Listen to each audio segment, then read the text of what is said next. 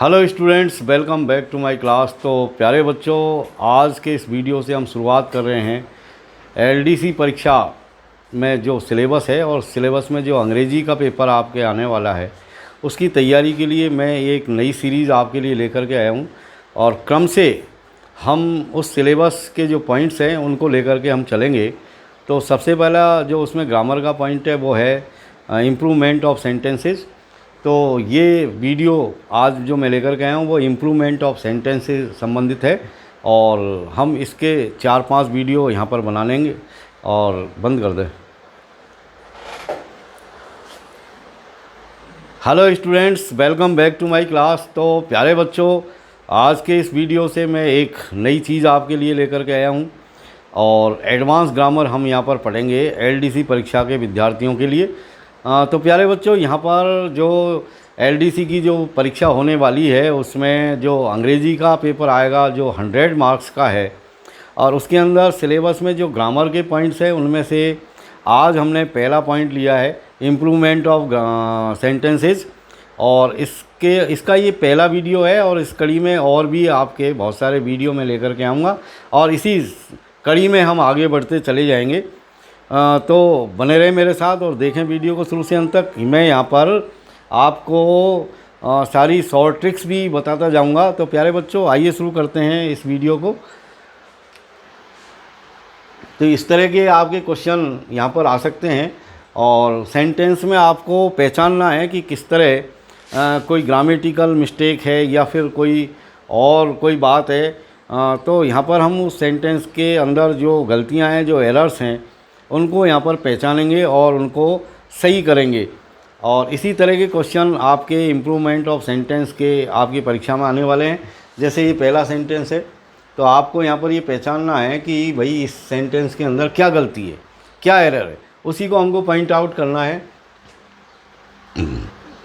तो जैसे देखिए, the furniture in this room are made of teak. बिल्कुल सही सा दिखाई दे रहा है सेंटेंस, लेकिन मैं एक बात आपको क्लियर कर दूं कि यहाँ जितने भी सेंटेंस बोर्ड पे आपको दिखाई दे रहे हैं इनमें सब में एरर है और वो एरर ही हमको यहाँ पर पॉइंट आउट करनी है और सही करके इसको लिखना है। जैसे ये पहला क्वेश्चन है, पहला जो सेंटेंस है वो हमको ये बता रहा है कि the furniture in this room, यानी इस कमरे के अंदर जो फर्नीचर है आर मेड ऑफ टीक, वो टीक का बना हुआ है। तो प्यारे बच्चों, यहाँ पर बिल्कुल सही सा दिख रहा है हमको ये सेंटेंस, क्योंकि फर्नीचर का मतलब ये होता है कि भाई फर्नीचर में तो बहुत सारी चीज़ें शामिल होती है। फर्नीचर कंसिस्ट्स मैनी आइटम्स, जैसे सोफ़ा है, चेयर है, टेबल है, कुर्सियाँ हैं। तो बहुवचन सा हमको सब्जेक्ट दिख रहा है ये, लेकिन ये बहुवचन नहीं है। फर्नीचर एक वचन के अंदर आता है। तो जैसा कि एसएसपीपी का नियम है कि कर्ता यदि एक वचन है तो क्रिया भी एक वचन की आनी चाहिए, इसे एसएसपी का नियम कहते हैं। तो फर्नीचर चूँकि एक वचन करता है तो ये जो क्रिया है आर, ये बिल्कुल गलत है। यहाँ पर इसकी जगह हमको इज काम में लेनी पड़ेगी। और अब आपका ये सेंटेंस एकदम करेक्ट हो गया, यानी the furniture in this room is made of teak, यानी इस कमरे के अंदर जो फर्नीचर है वो टीक का बना हुआ है। ये सेकंड वाला देखिए, a swarm of bees. Swarm of bees का मतलब होता है मधुमक्खियों का झुंड। Are hovering over the flowers, flowers के ऊपर हॉवर कर रहा है, मतलब मंडरा रहा है, यानी मधुमक्खियों का झुंड फूलों के ऊपर मंडरा रहा है। तो यहाँ पर जो सब्जेक्ट है ये आपको कैसा दिख रहा है? बिल्कुल बहुवचन जैसा ही दिख रहा है, लेकिन ये बहुवचन नहीं है, ये कलेक्टिव नाउन है।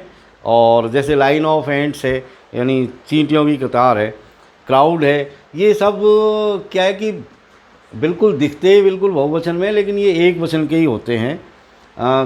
तो स्वार्म ऑफ बीज यानी मधुमक्खियों का जो झुंड है वो एक वचन यहाँ पर कहलाएगा। और ये जो वर्ब है वो जो आर आ रही है ये गलत है, इसकी जगह हम इज का यहाँ पर यूज करेंगे, इज। अब ये करेक्ट हो गया आपका सेंटेंस। ए स्वार्म ऑफ बीज is hovering over the flowers. मैं आपको बिल्कुल इजी लैंग्वेज में समझा रहा हूँ सारी चीज़ें, तो आपके बिल्कुल क्लियर होगी। एक चीज़ ये कि आप वीडियो में देखने के बाद कमेंट ज़रूर डालना और आप मेरे को ये भी बताने की कोशिश करना कि और किस तरीके से मैं बेहतर तरीके से आपको पढ़ाऊँ, जिससे आपके और ज़्यादा समझ में आए। ये सारी चीज़ें आपको कमेंट बॉक्स में लिखनी है। ये थर्ड वाला देखिए, 5 years are too long to wait. 5 years ये एक यूनिट है, समय की यूनिट। और 5 ईयर्स, 4 ईयर्स या 2 ईयर्स या 2 डेज, तो ये सब एक वचन के अंदर ही आते हैं। इसलिए जो वर्ब आई है यहाँ पर आर, वो बहुवचन की है, जबकि एसएसपी का नियम ये कहता है कि एक वचन कर्ता के साथ एक वचन की क्रिया और बहुवचन कर्ता के साथ बहुवचन की क्रिया काम में लेनी चाहिए। तो 5 ईयर्स चूँकि एक वचन में आता है, सिंगुलर नंबर में है, इसलिए हम इसको इज यहाँ पर कर देंगे। यानी 5 years is too long to wait, यानी 5 साल की जो अवधि है वो इंतज़ार करने के लिए बहुत बड़ी है। अब देखिए 4 वाला, एवरी मैन एंड वुमेन, यहाँ एंड से 2 सब्जेक्ट आपस में जुड़ रहे हैं, एवरी मैन एंड वुमेन, यानी हर आदमी और हर औरत, work for the welfare of the poor, गरीबों के कल्याण के लिए काम करते हैं। तो यहाँ पर भी बिल्कुल ये दिख रहा है हमको कि भाई ये जो सब्जेक्ट यहाँ पर आया है एवरी मैन एंड वुमेन, ये बिल्कुल प्लूरल नंबर में दिखाई दे रहा है, लेकिन ये प्लूरल नंबर नहीं है, ये सिंगुलर नंबर है। क्योंकि जब भी कोई सेंटेंस ईच या एवरी से शुरू होता है तो उसमें हमको सिंगुलर नंबर की वर्ब काम में लेनी चाहिए। तो हम यहाँ पर सिंगुलर नंबर की वर्ब काम में लेंगे, जबकि ये जो यहाँ पर क्रिया दे रखी है वर्क, ये यहाँ पर प्लूरल नंबर में है, मतलब बहुवचन में है। तो बहुवचन की क्रिया हम काम में नहीं लेंगे और एक वचन की क्रिया का ही इस्तेमाल करेंगे। तो ये जो वर्क है इसमें एस और लगा देंगे। तो अब आप ये क्वेश्चन कर सकते हैं कि साहब एस लगाने से क्या हुआ। तो प्यारे बच्चों, क्या है कि जो एक वचन की जो क्रिया होती है उसमें एस लग जाता है। जैसे प्ले है, प्ले, राइट है, ये सब बहुवचन की क्रिया है। यानी वर्ब की जो बेस फॉर्म होती है वो बहुवचन में होती है और उसको एक वचन बनाने के लिए हम उसमें एस या येस लगा देते हैं। तो अब ये एक वचन की हो गई है। इसी तरह जो जैसे इज है या बाज है या हैज है, इन सब में एस आ रहा है तो ये भी एक वचन की क्रिया ही कहलाएगी। जबकि हैव और वर और आर, इनमें किसी में भी एस नहीं है, तो ये सब बहुवचन की क्रियाएं हैं। आगे देखिए 5वां, 5 लाख ऑफ रुपीज़, ये भी कि यूनिट है रुपयों की, जबकि दिखने में ये सब्जेक्ट बहुवचन का ही दिख रहा है लेकिन बहुवचन का नहीं है। इसलिए ये जो क्रिया यहाँ पर आई है आर, ये गलत है और इसकी जगह हमको इज लिखना पड़ेगा। तो ये सही हो जाएगा आपका sentence. 5 lakh of rupees is a large सम, यानी 5 लाख रुपये की रकम एक बड़ी मात्रा होती है। ये देखिए 6वां question, it is I who is to blame, ये मैं हूँ जिसे ब्लेम किया गया है। तो यहाँ पर देखिए बिल्कुल सीधा सा सेंटेंस है और बिल्कुल इज हमको करेक्ट लग रहा है। यानी ये जो क्रिया यहाँ पर इज आ रही है वो एकदम करेक्ट लग रही है, लेकिन करेक्ट नहीं है ये।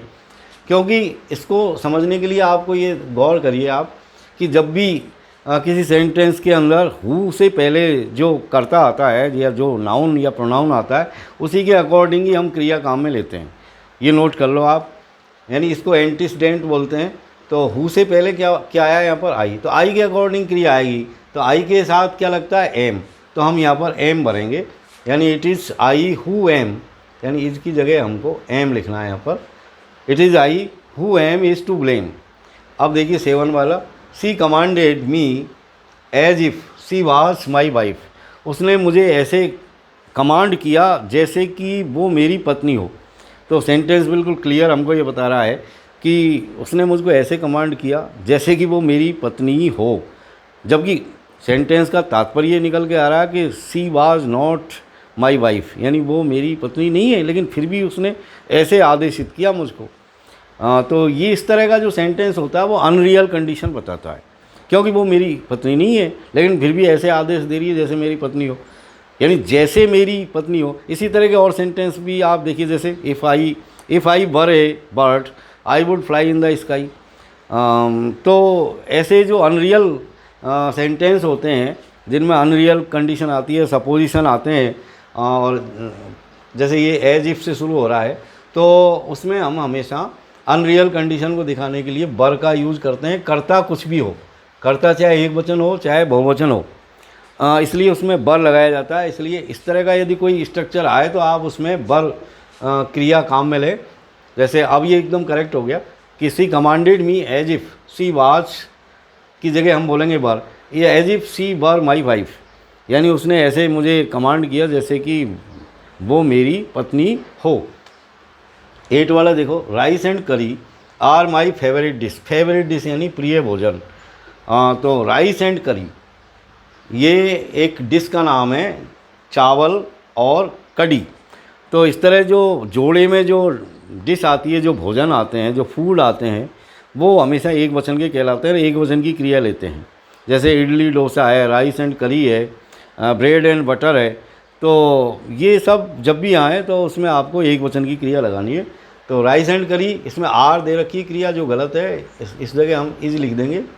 तो rice and curry is my favourite dish, correct हो गया सेंटेंस। 9 देखिए, I Ram is an honest man, मैं राम एक ऑनेस्ट मैन हूँ। यहाँ पर आई सारी बात कह रहा है कि आई ये कह रहा है कि मैं, और आगे लिखा हुआ है राम। तो राम कौन है? Who is Ram. तो राम कौन है? राम आई है, यानी आई ये कह रहा है कि मेरा नाम राम है और मैं एक ऑनेस्ट मैन हूँ। तो ऐसी कंडीशन में जब आगे आई से वाक्य शुरू हो रहा है और उसमें आगे वो अपना परिचय भी दे रहा है, तो ऐसी कंडीशन में आपको आई के अकॉर्डिंग ही क्रिया काम में लेनी है, यानी इसकी जगह हम एम यहाँ पर करेंगे। तो ये करेक्ट हो गया अब, यानी I Ram am an honest man, क्योंकि राम को हम यहाँ पर ओमिट भी कर सकते हैं। तो ये सेंटेंस वैसे कैसे निकल के आएगा? ये इस तरह हो गया कि I am an honest man, कि मैं एक ऑनेस्ट मैन हूँ।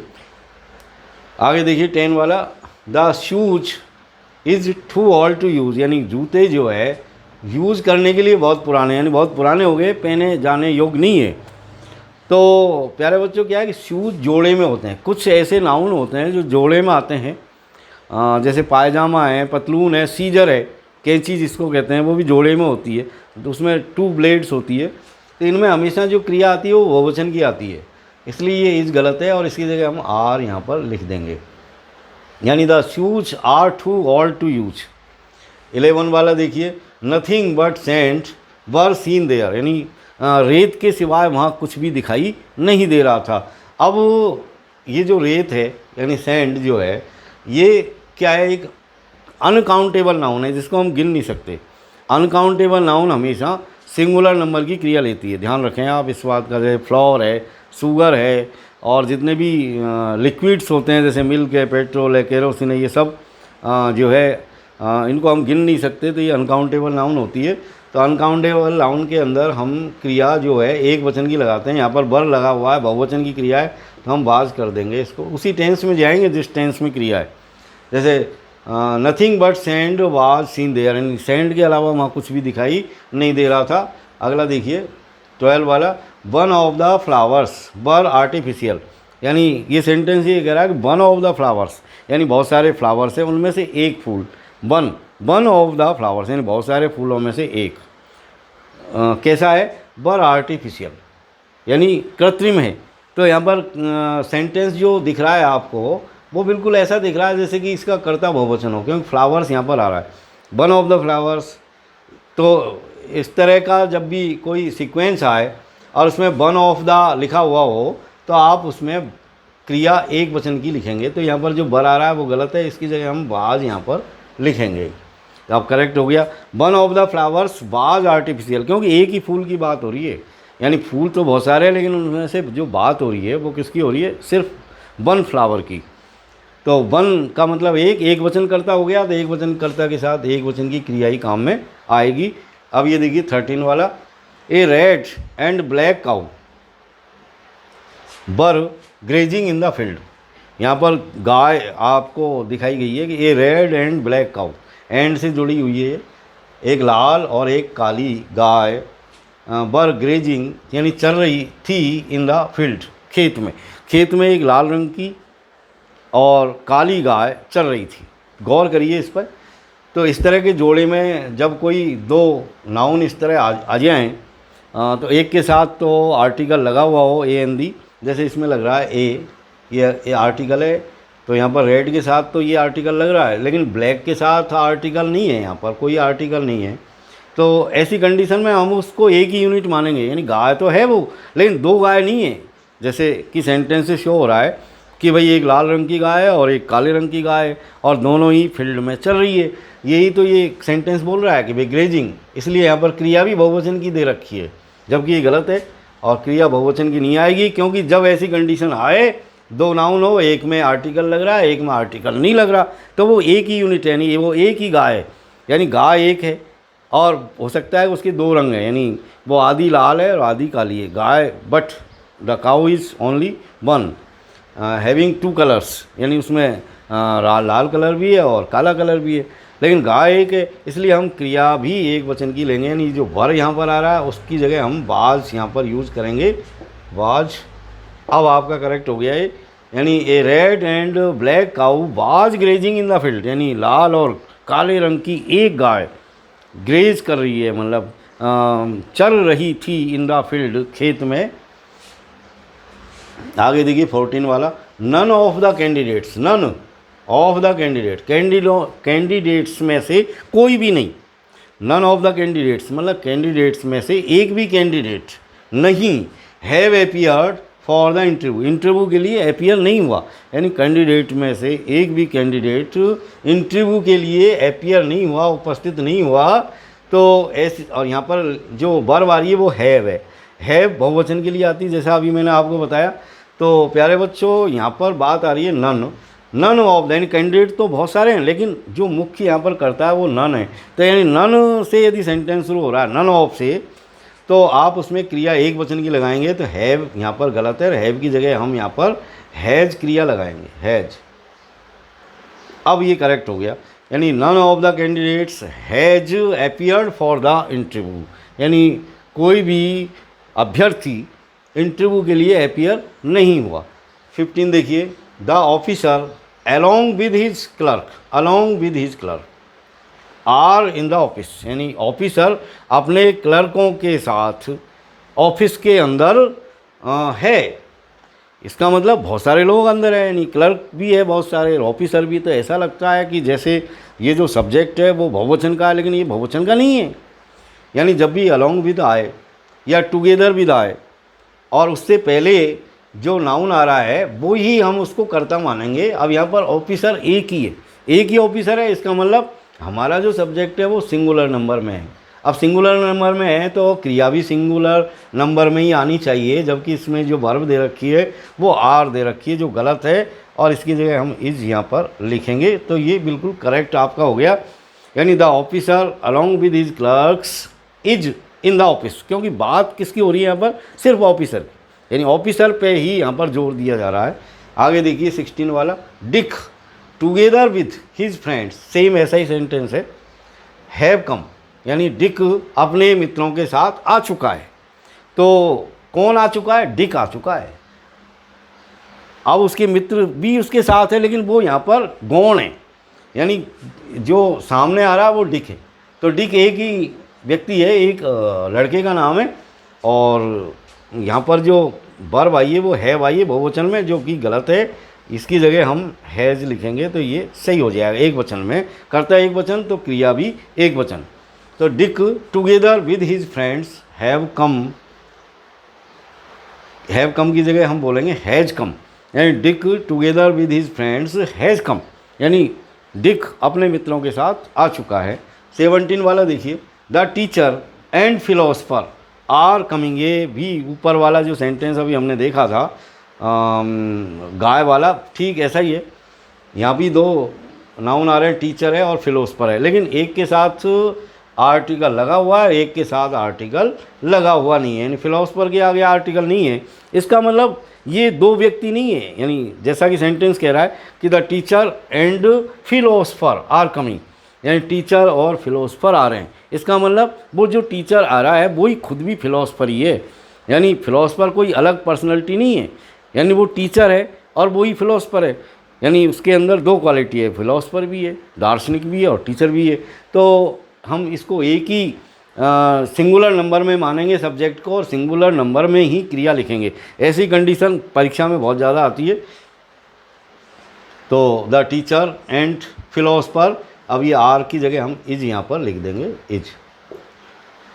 करेक्ट हो गया अब आपका सेंटेंस। आगे देखिए सेम ऐसा ही है, the teacher and the philosopher is coming, यानी अब यहाँ पर बात the teacher and the philosopher, अब ये दो व्यक्ति, क्योंकि दोनों में आर्टिकल लगे हुए हैं, यहाँ पर भी दी लगा हुआ है, यहाँ पर भी दी लगा हुआ है, इसका मतलब टीचर एक अलग पर्सनैलिटी है और एक फिलोसफर एक अलग पर्सन है।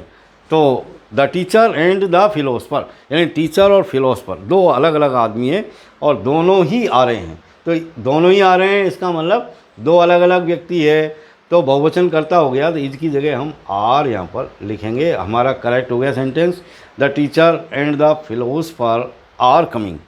तो प्यारे बच्चों, सिलसिले को आगे बढ़ाएंगे, मिलते हैं अगले वीडियो में। बने रहें आप मेरे साथ और कमेंट ज़रूर करें। रहा सवाल कि आप सब्सक्राइब करेंगे या नहीं करेंगे, ये आपके ऊपर निर्भर करता है। कोई बात नहीं, आप जैसा चाहे वैसे, आप चाहें तो सब्सक्राइब करें, नहीं चाहें तो मत करें। Thank you very much for watching.